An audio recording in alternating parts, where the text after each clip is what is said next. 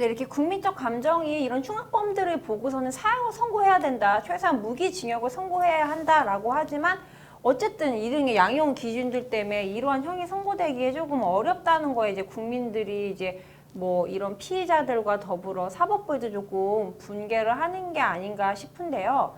이제 이 양형이라는 것 자체가 사실 어떻게 보면 범죄의 동기도 참작이 돼야 되지만 이 사람의 개전 가능성 사실 보잖아요. 이제 법원이 보는데 이 사람이 앞으로 좀 뭐 나아질 수 있는 사람인가, 이 사람이 사실 범죄에 얼마나 악질인가, 이런 것도 사실 양형의 판단이 되는 건데 지금은 계속 저희가 얘기하고 있듯이 사전, 동기에만 좀 포커스가 맞춰져 있고 사후에 이 사람이 어떻게 사체를 손괴했느냐, 은닉했느냐도 사실 이 사람이 얼마나 악질적인 범죄자인지를 보는 굉장히 중요한 요소인데도 이게 좀 반영되는 게 미미하다 보니까 조금 이런 논란들이 생기는 게 아닌가 싶습니다. 네, 그렇기 때문에 저는 그 무엇보다도 양형 기준이 더욱더 정확하고 엄밀하고 체계적으로 마련이 되어야 된다고 생각을 하는데요. 그 무엇보다도 살인죄는 타인의 생명을 빼앗는 반인륜적인 범죄잖아요.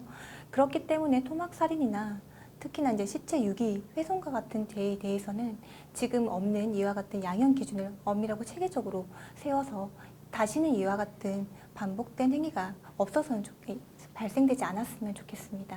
그래서 그러고 보면 우리나라가 양형에 대해서 조금 굉장히 좀 러프하지 않나 싶은 생각도 저는 들거든요.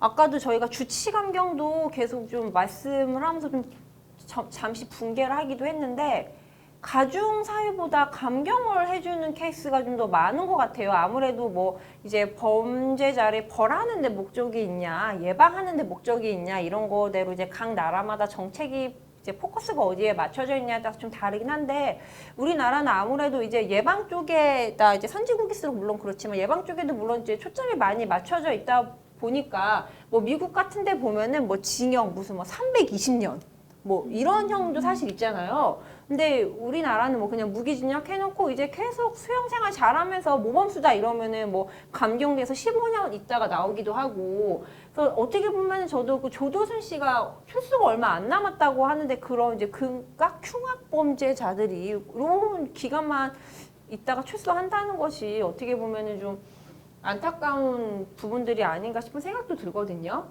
네, 맞아요. 특히 소아성범죄 같은 경우에는 양형 기준이 좀 더 철저하게 마련되어서 재범이 다시는 일어나지 않도록 그렇게 마련되었으면 하는 바람입니다. 네, 양형 기준이라는 것이 불합리하게 좀 형을 과하게 받는 일이 있어서도 안 되지만 또한 이렇게 범죄를 저지른 사람이 그에 응당한 처벌을 받도록 하기 위함에도 있으니까요. 지금 약간 미미한 이런 양형 기준들이 촘촘하게 마련되어서 이제 죄를 저지른 범죄자들도 그에 상응한 처벌을 좀 받을 수 있으면 좋겠고요. 또한 이렇게 세세하게 기준을 마련하는 것이 국민들의 사법부에 대한 불신을 해소하는 길이 되지 않을까 싶습니다.